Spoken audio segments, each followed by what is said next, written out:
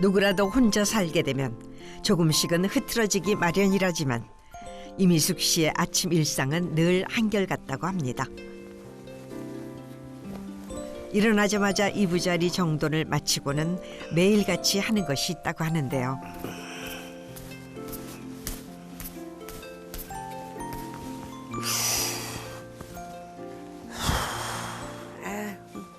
지금 아침 일어나시자마자 지금 뭐 하시는 거예요?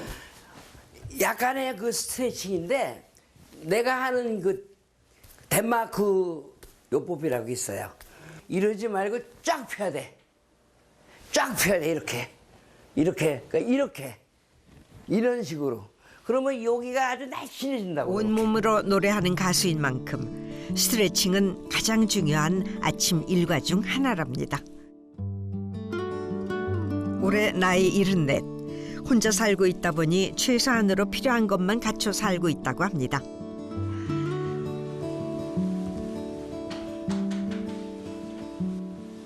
오늘은 이만큼만 먹어야지. 여기다가 싹싹 비벼가지고 먹어야지.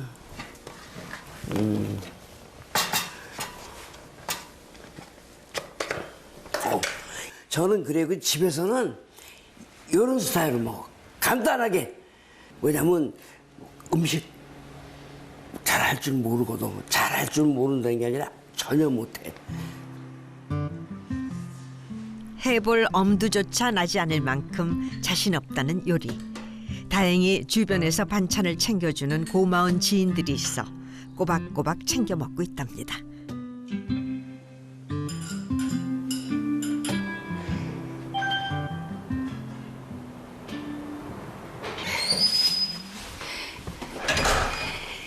제2의 저희 집을 공개할게요.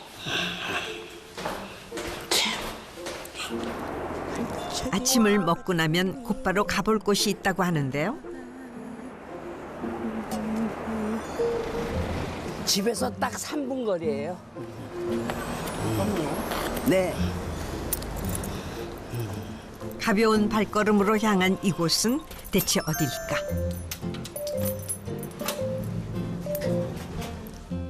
하이 안녕 나왔다 얘들아.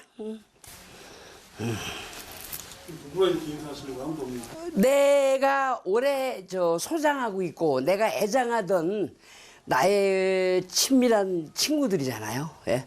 의상도 있고 모자도 그렇고 뭐 여기도 무대 신발도 이렇게 있고 얘들 다 지켜줘요. 뜻밖에도 직접 모아온 의상이며 소품과 액세서리들을 판매하는 빈티지 숍. 어느새 7년째 운영하고 있답니다.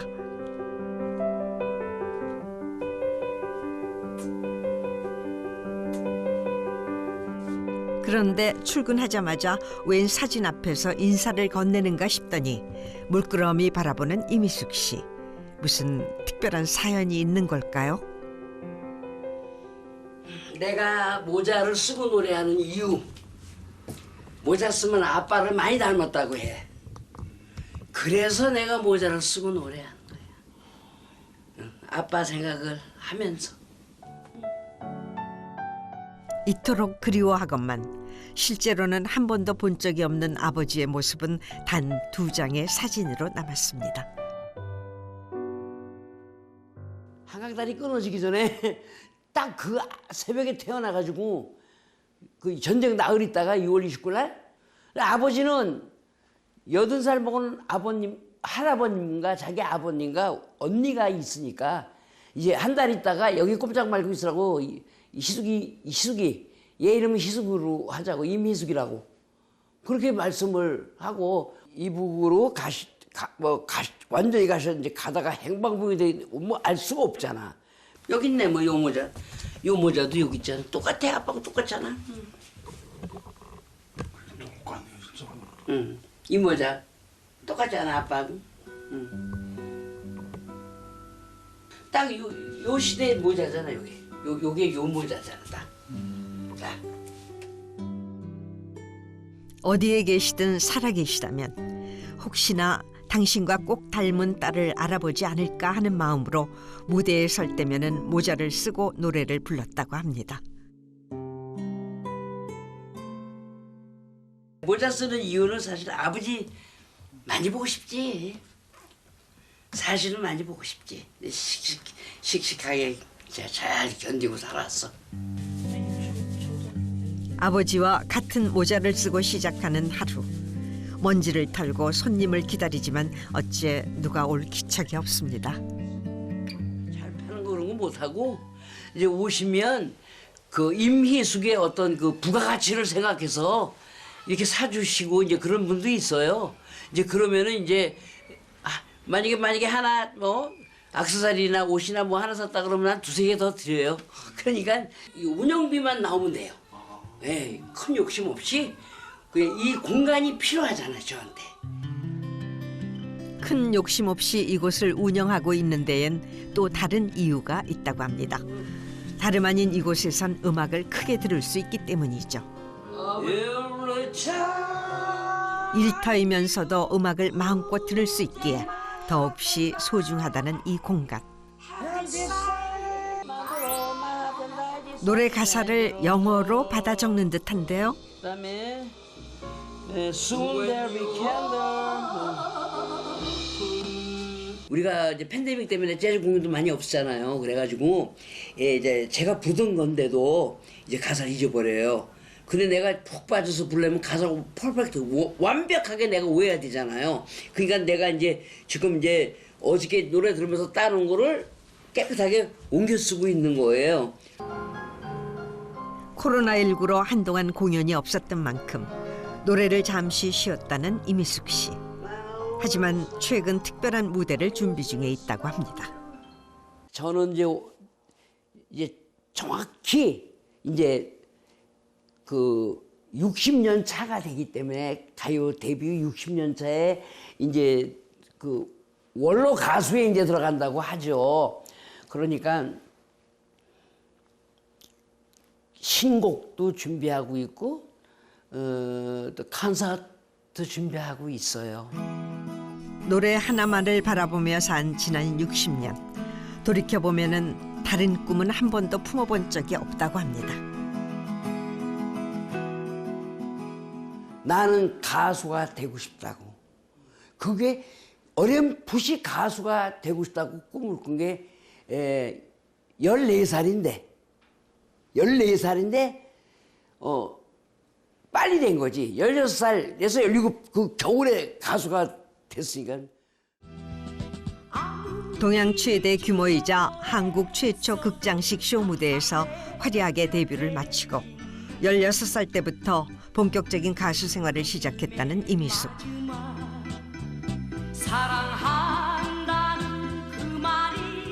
어린 나이임에도 호소력 짙은 목소리로 노래하는 그녀의 등장은 무척이나 신선했다고 합니다. 그러니까 온몸이 노래하는 거예요, 저는 이미숙이는. 그게 좀 남달랐던 것 같아요. 그래서 노래를 들으면 막 이렇게 가슴에 와서 좀 닿고 남는다. 요즘 얘기로 결이 다른 가수라고 그럴까? 그리고 듣지 못한 가수라고 그럴까? 그러니까는 기대하고 재밌어하고 그랬어요. 말하듯이 노래하잖아요. 말하듯이 노래하는 게 다른 사람은 이상하게 들릴지 몰라도 희숙이가 하는 거는 정말 그 시를 한 편, 음악을 이렇게 깔고 듣는 것 같은 그런 필을 느끼게 만드는 가수죠. 그 우리가 아우라라고 표현을 하잖아요. 그냥 무대에 서 계시는 것만으로도 불러주시는 노래가 무대 안에 크크한 것 같은 느낌이 들어요. 그래서 아니 저건 도대체 뭐 어떤 비결이지? 왜 노래도 시작도 안 하셨는데 무대 위에 노래가 가득 찬 것 같지? 예. 여러분들이 많이 아시는 그 티나 터너라는 가수가 있지 않습니까? 네네네. 한국의 티나 터너. 맞아. 그런 최고시죠. 최고의 찬사죠. 예. 네. 예. 우리가 닮고 싶은, 쫓아가고 싶은 그런 누님이 진짜 선배님이십니다.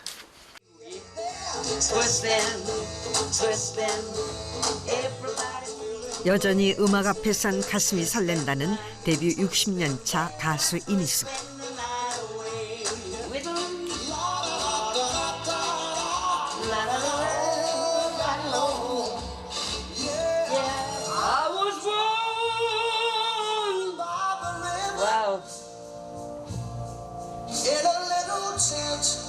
Whoa, just like 하지만 무슨 일인지 한동안 좀처럼 볼 수 없었는데요. 그동안 무슨 일이 있었던 걸까요?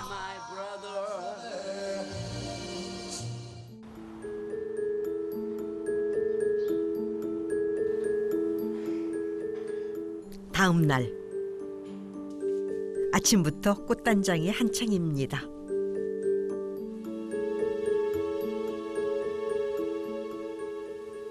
오늘 아주 특별한 날이라 일찌감치 화장을 하는 거예요. 네.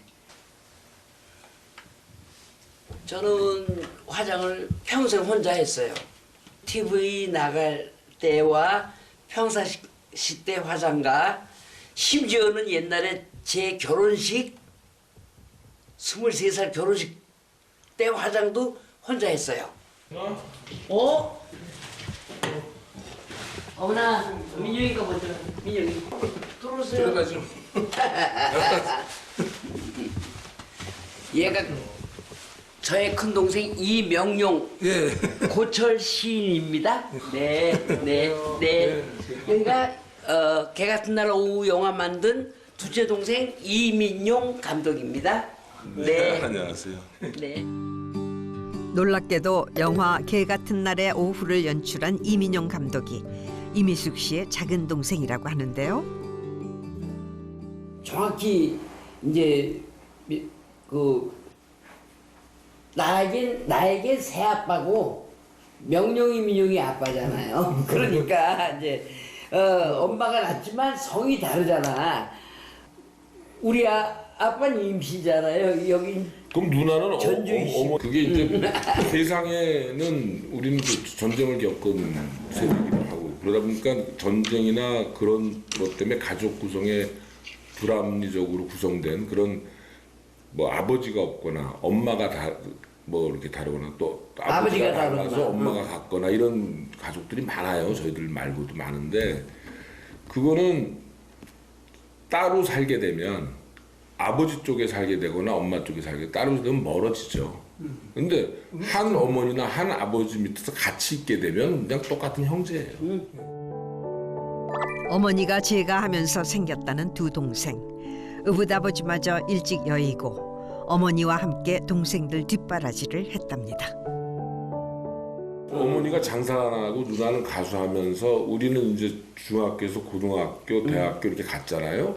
그러니까는 그 저희들 생활 뭐 학비 이런 거 건사를 저희는 어렸을 때도 아버님이 누나 아버지나 우리 아버지는 없었으니까 그 실적으로 집안의 가장을 누나가 하면서 생활비다 학비다 이런 걸 다 대줘 왔거든요.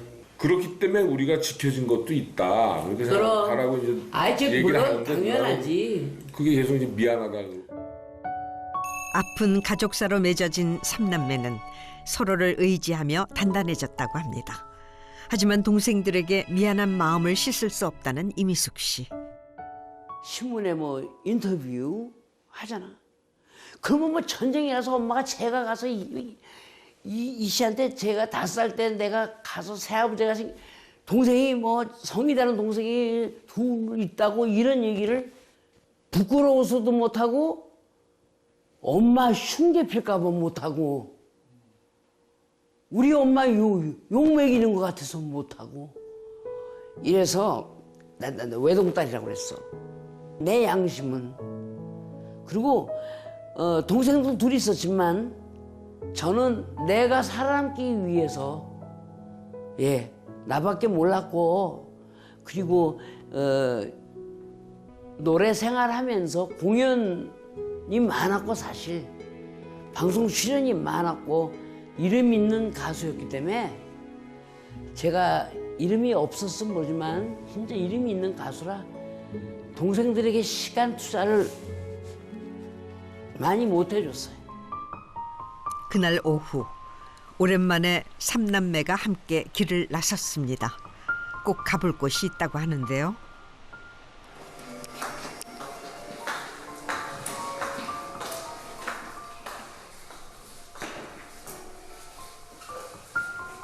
엄마 우리 삼남매 왔어.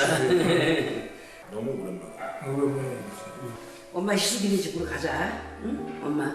오늘 저 집으로 모실게요. 다름 아닌 어머니를 뵈러 온 겁니다. 오늘은 어머니의 유고를 집으로 모셔갈 참이라고 합니다. 왜냐면 저는 자식을 안 낳았잖아요. 그리고 큰 동생은 미국에 40년째 이민가 살고 동생 둘째 동생 영화 감독 동생은 부인하고 아들하고 우리 넷만 서울에 있거든요. 그러면 나하고 엄마하고 있으면은 더 나를 잘 찾아올 거 아니에요, 동생들이. 돌아가시기 전까지 어머니를 모시고 살면서 때론 친구처럼 자매처럼 다정했다는 모녀 사이. 하지만 어린 시절엔 부딪힌 적도 많았다고 합니다. 공부 잘하고 좋은 데 시집 가고 그런 걸 바라셨겠지 가수 이런 거 되는 건 원치 않으셨죠. 엄마가 먼저 머리를 숭덩숭덩 한 4-5군데를 잘랐어요. 이거 요만큼씩 놔두고. 그리고 정릉에 있는 이제 고모님이 이제 절을 세우신 이제 그것으로 유배가 되는 거예요. 아버지도 없는데 딴따라로 나설 참이냐며 가수가 되는 것을 결사반대했다는 어머니. CM송 부르는 노래가 거리에서 라디오를 전파를 타고 나온 걸 보고 엄마가 자기 딸인데 근사하게 느꼈나 봐. 술 마시기 전에 굴탑 이거거든. 마신 다음에도 굴탑 애주가 예명컴비 굴탑 이거고. 엄마가 진짜 노래하고 싶으냐고. 그거 진짜 하고 싶어. 그러니까 이제 요만큼 인정하신 거 엄마가. 그래가지고는 나를 데리고 내 손목인 타향살이 목포의 눈물 작곡하신 선생님 댁으로 갑니다. 그러니까 제 딸을 맡길 때니까 노래 지도도 해주시고 판을 내주십시오. 학생이니까 이제 이름은 이제 임희숙으로 안 되고 이제 그 당시에 돈을 주고 이름을 엄마가 지어 오셨어요. 그래서 임가령. 아무도 반겨줄 사람 없는 결국 딸의 노래 실력을 인정. 어머니의 든든한 지원 속에 가수가 될 수 있었다고 합니다. 돌연 음독자살 시도 소식을 전했던 이미숙. 대체 그녀에게 무슨 일이 있었던 것일까요? 어머님한테 못해드린 것만 생각이 나. 어머니한테 못해드린 것만 생각이 나는 거예요. 어째서 돌아가신 후에야 불효한 것들만 마음에 남는지. 그중에서도 가장 후회스러운 것이 하나 있다고 합니다. 아이들을 낳으라고 엄마가 아이들을 낳으라고 그랬는데 아이가 있으면 자기가 키워주신다고. 어디 가서 아이를 만들어? 그게 가장 죄스러워요. 다음 날 혼자 있기보단 사람들을 만나며 지내려 노력하고 있다는 이미숙 씨. 우리 저 애란이 있어요? 네. 어머나 했어 언니. 어머나. 어머나. 같이 도착이 됐네 언니. 그러니까 아유 사랑합니다. 사랑합니다 언니. 여기로 예약했습니다. 네네. 안녕하세요. 안녕. 오늘은 국민 어머니라 불리는 탤런트 정혜선 씨를 만나러 온 겁니다.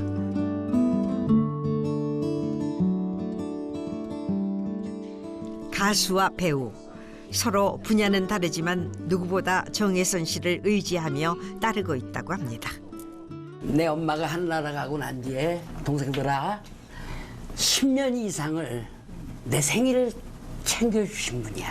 어린이날, 어버이날 이제 엄마가 없어졌으니까 어린이날은 자식을 안 낳았으니까 희숙이가 외로울 거다 이런 생각하시고 밥 먹자 그러고 그다음에 이제 무슨 명절 때 이럴 때 시간 나면 극장도 같이 가주시고 언니 진짜 너무 감사합니다. 그래서 언니 올해 작년에는 또 드라마 찍으시고 외국도 갔다 오셔서 예, 제가 생일을 또 못 챙겨드렸잖아. 그래가지고 아니 그냥 전화 올 적마다 언니 생일. 너무 멋있다. 어머. 잘 어울리실 것 같은데. 예. 멋있어. 어머나 언니 감사합니다. 네, 너무 이쁘다. 그 쓰고 계시고. 지금이야 이제 이렇게 친해져서 이렇게 하지만 정말 한 40년 전에는 우리가 이미숙 씨를 쫓아다니는 거야. 아니 어디서 노래해? 막 이래가지고 친구들끼리 막 야 어디 알아봐 그래가지고 너 홍대 쫓아간 거 생각나지? 네, 재즈 공연하는데. 공연하는데 그렇게 좋아했고 김수현 그 유명하신 작가님하고 그리고 여럿이서 갔어. 성스럽게 열성스럽게 찾아주셨어. 그러면서 사실 이제 가수들하고 우리 배우들하고는 이렇게 부딪힐 일이 없어. 그런데 그런 그 계획이 말하자면은 팬이잖아. 우리가 진정으로 이렇게 좋아하는. 저는 언니 팬이에요. 그런데 그렇게 하다 보니 점점 이게 가까워지는 거예요. 그러면서 이제 또 뭐 슬픈 일도 생기고 막 이러면은 또 위로도 해주고 정말 오래 묵은지 같은 사이. 맞습니다. 그리고 이제 내가 정말 동생이 없으니까 막 어떤 때는 이쁠 때는 친동생처럼 막 밉게 할 때는 그냥 또 남처럼 막 쓴소리 소리를 잘해주고 그게 그렇게 얼마나, 예. 그러면서 지금까지 이렇게 혹시나 혼자 외로울까 손 내밀고 곁에 있어 주었다는 정혜선 씨. 이제는 힘들 때건 기쁠 때건 가장 먼저 찾게 되는 존재가 되었답니다. 제가 이제 60주년을 이제 콘서트를 준비를 하고 있습니다, 언니.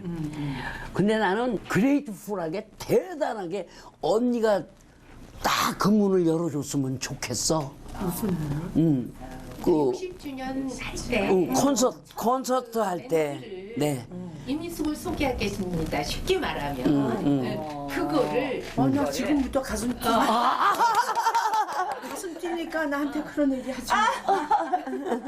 여배우가 딱 네. 여배우가 근데 이거는 깜짝 비밀이야. 하얀 머리 나 혼자 생각하고 있던 거 오늘 지금 얘기하는 거예요. 근데 그래서 해가지고 그러니까 나와서 언니 드레스 다 준비하고 내가 되게 그냥 건강하셔서 나오셔서 여러분 이미숙입니다.